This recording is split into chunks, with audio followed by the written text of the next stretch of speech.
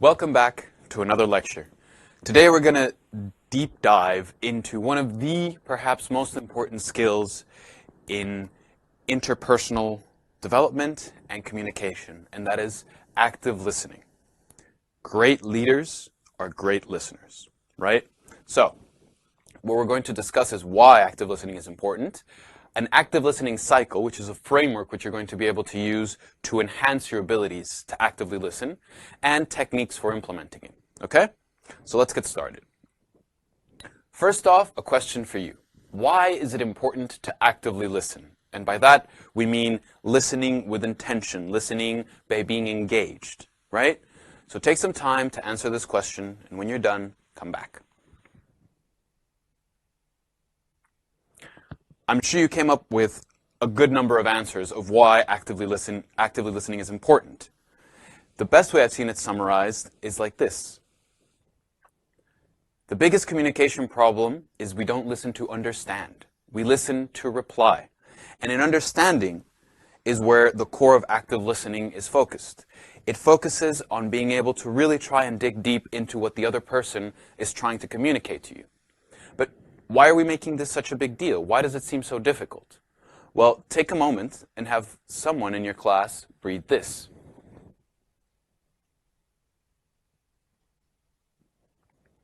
As you saw, there are 10 possibilities in our communication where something might go awry, where something might not be communicated clearly. And so the more we try to improve our communication, the less likely we are to have the situation. I'm going to show you this model that we've discussed briefly before about communication. You have the sender, the channel, and the receiver.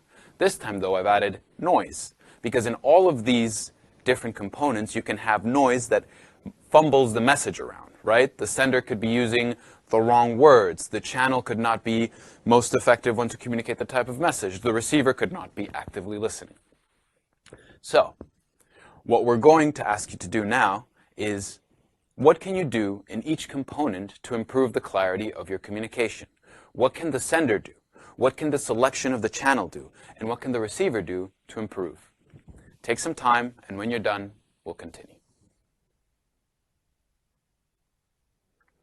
I hope you come up with some good ideas. For the rest of this lecture, we're going to focus particularly on the receiver, hence active listening, right? So, let's begin. For active listening, another question for you. How do you know if someone is really listening? What gives it away? When you're speaking to someone, when you see someone speaking to other people, how do you know if that person is really listening? Take 5 minutes amongst yourselves and discuss. What are the traits that look like that? Now, you might have seen that there are several traits, but the main message I want to communicate here is that you probably came out with things that went beyond just listening to the words, right?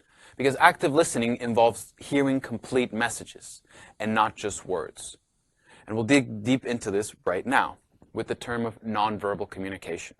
You might have heard this. It's sort of common knowledge or common research knowledge that in communication, there's 7% of a message that gets communicated by the actual words you use, 23% by the way you say those words, the tonality, the timing, the pausing, and the other 70% is through non-verbal communication, additional to the tone.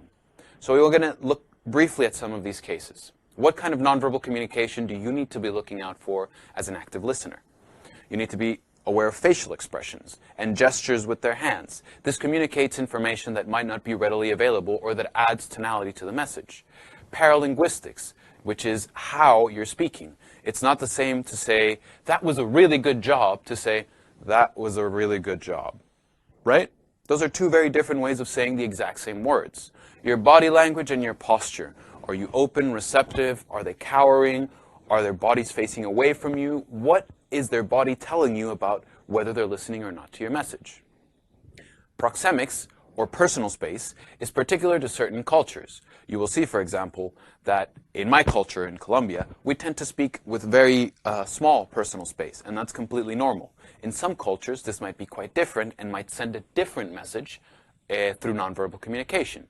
And of course, you will surely have come up with eye contact. One of the clearest ways that we know if someone's listening to us is if they're looking at us while we're speaking to them. There's a few more, and I invite you to look at this link for the other ones. Now, when we get to the actual part of listening to someone, we're going to look at this cycle, the active listening cycle, which begins with listen, clarify, ask questions, and respond. Again, this is a very simple framework that with a little bit of practice will turn you into phenomenal listeners. So the first step in listening, when you're listening to someone, be patient and curious, right? Try to be very engaged in what they're saying. And by curiosity, it means don't assume that you know what they're going to say. They might say something that surprises you. Listen for both facts, what you can verify, and feelings, what you can see in the other person that is being communicated. Again, you can do this through body language. Now, in the communication that you're having, make sure you clarify. Clarifying what you're listening can be divided into two things, repeat and paraphrase. Repeating is just saying back what the other person has told you. I had a really good day today. So, you had a really good day today? Tell me more. Paraphrasing is when you say what has already been said but in different words. You will get some practice to do this when we get to the exercise. Now, asking questions. You have two types of questions, which are open-ended and close-ended. You're probably very familiar with it, but just a quick review. A close-ended question can be answered with a single word. Yes, no, green, black, whatever. Open-ended questions invite to expand the discussion more, and they're intended to get further depth and knowledge into what is going on. Good leadership and good active listening usually supports itself in open-ended questions to expand discussions and close-ended questions to clarify what has been said. And finally, make sure you respond. When they're finished talking to you, thank them for sharing their views. Thank them for sharing their opinion, and try to control your emotion when receiving the message if it's not a positive one. Let them finish what they're trying to discuss with you. To rehash some of these, what not to do.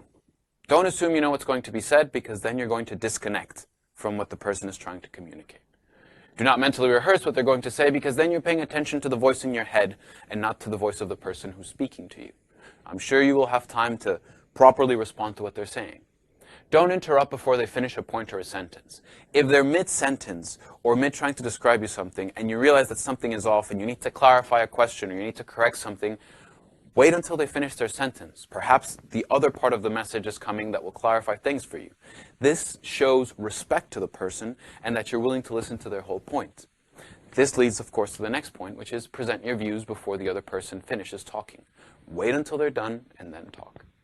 Now, having looked at the active listening cycle, how it runs from listen to clarify to ask questions and respond, and having covered what not to do, it's time to jump back in the water.